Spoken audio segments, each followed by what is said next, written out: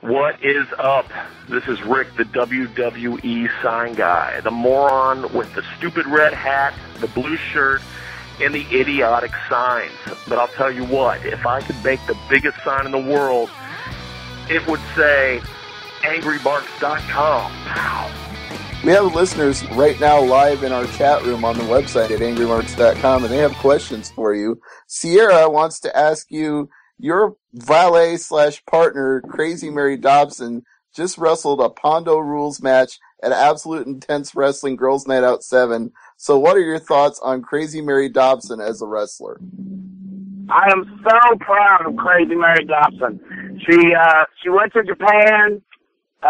Now they want her to come back in October and in February. She's getting calls from everywhere. People want to book her.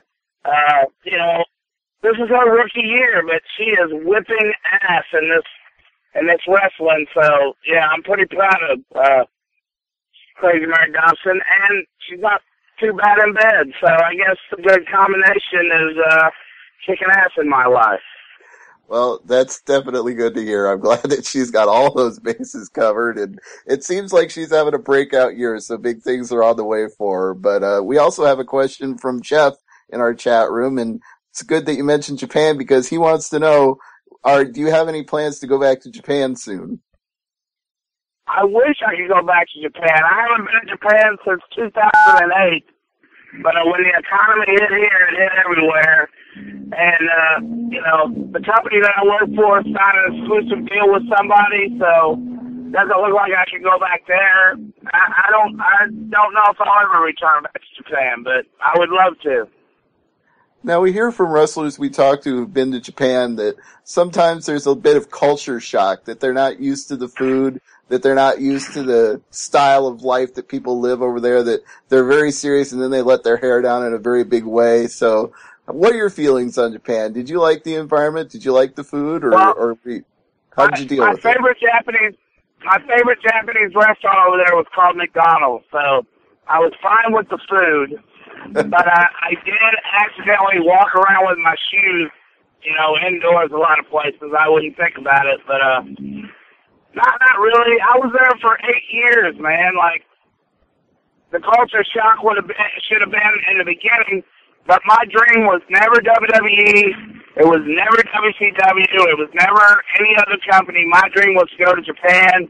I went there. If I may say so, I was a pretty big star there, so everything else is perks after that. Well, that's a good way to look at it then. I mean, if your career is taking you everywhere you want to go and you've done everything you want to do, then nothing to complain about. It's a good life. Exactly.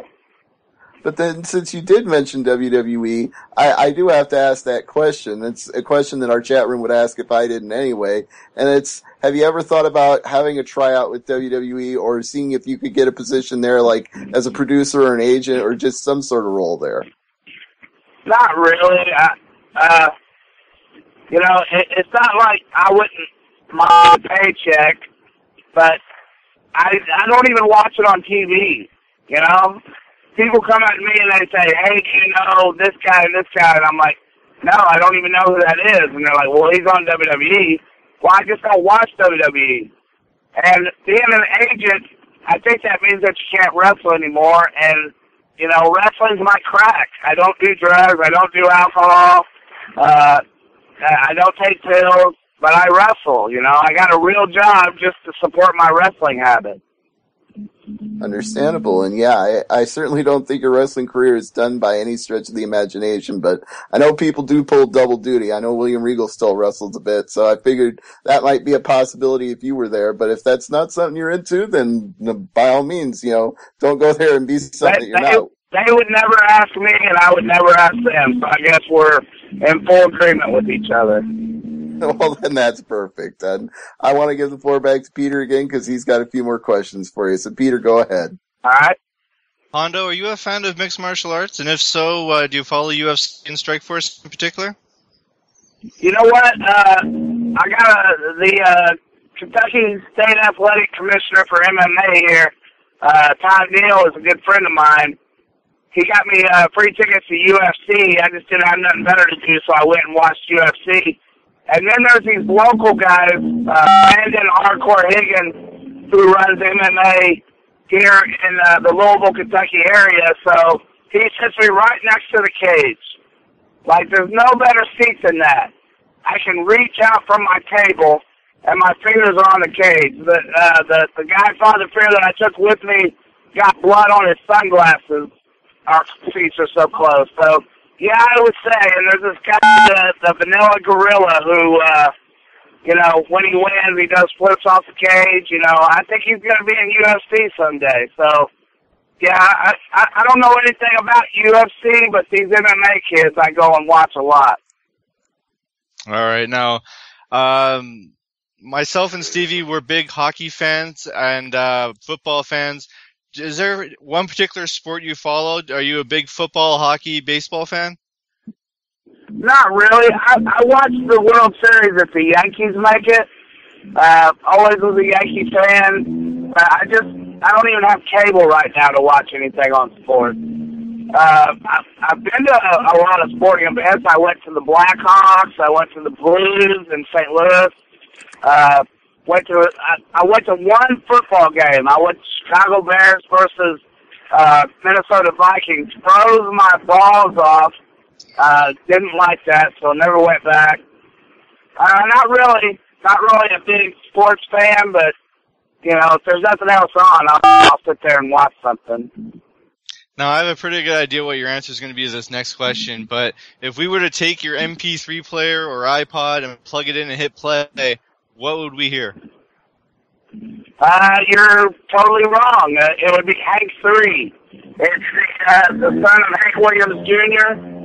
I've got more Hank 3 songs on my MP3 player than anything. Wow, that's a surprise, actually. You're the first person to answer with a Hank answer. Yeah, you thought it was going to be Insane Clown Posse, right? No, I thought it was going to be like Metallica, Death Metal, something like that. Yeah, you know what?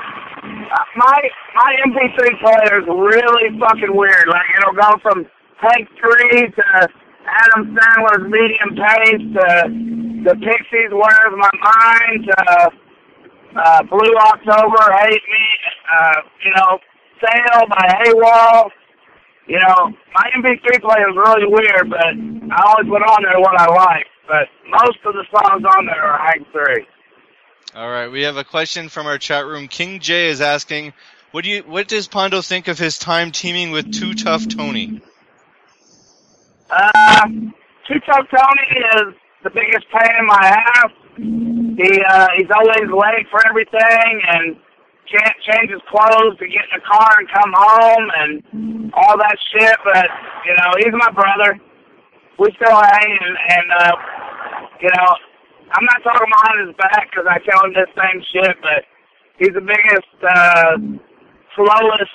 I always tell him that his real last name is Portuguese, so I tell him there's 3 time zones in this world. There's daytime, nighttime, and Portuguese time.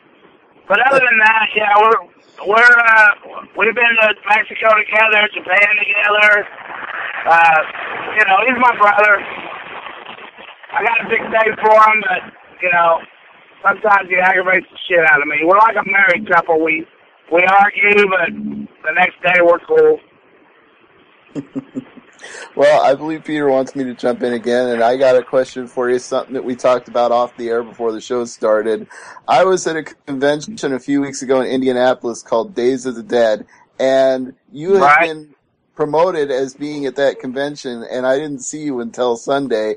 And some of the people at the convention were a little confused about that, but I knew that you were wrestling for JCW that weekend. What? If you want to go ahead and clear that up for anybody, go ahead, and then I got another question for you after that. Jason Fan, a good friend of mine who put me on called the Zombie Movie. He had, you know, I was talking to him about going to this Days of the Dead, and he just put me on his list to be at his booth. Well, next thing I know, everybody's telling me, hey, I see you're going to be a guest. So I look at the website, and there I am. I'm a guest on Days of the Dead. But I was only there Sunday because I had to wrestle for ICC Thursday, Friday, and Saturday. So I got a lot of hate emails, but I just kept copying and pasting the same answer to everybody that I just told you guys. So I think everybody realizes now. But, you know, people will see pictures of me and Florence Harvey together and be like, damn it, I looked all over for you. Where was you at? And I'll say, what day was you there? You know, always the same answer, Friday or Saturday.